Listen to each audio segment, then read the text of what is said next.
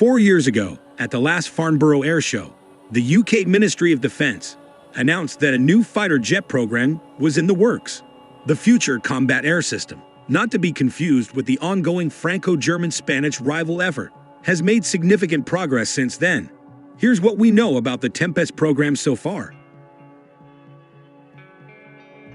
At this year's Farnborough Air Show, the Ministry of Defence announced that a fighter demonstrator could be launched within the next 5 years.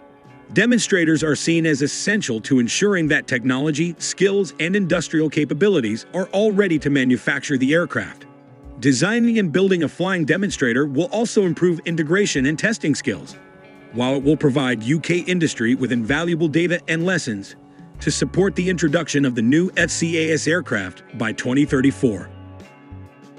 The UK Ministry of Defence has also signed a £260 million contract with partner Tempest to push forward the next-generation fighter program. It is expected to combine the core aircraft with an entire network of capabilities, such as drones and advanced data systems, to form a next-generation platform designed to enter service from the mid-2030s. The sixth-generation Tempest fighter is a core component of the FCAS program. Team Tempest now consists of a group of international industry partners: BAE Systems, Rolls-Royce, Leonardo, and MBDA. The partner is working with the RAV's Office of Rapid Capability and the Ministry of Defence to develop the technology needed for next-generation air combat.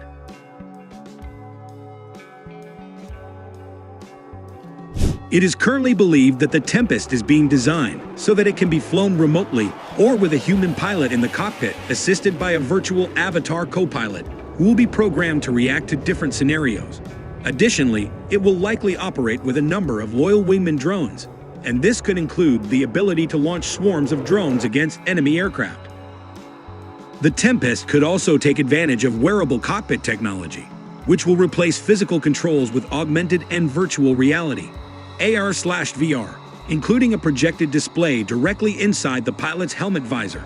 The multimodal cockpit can further provide a number of different ways the flight crew will interact with the system, including voice, movement, eye tracking, digital controls, or via traditional ATAS, hands-on throttle and stick controls.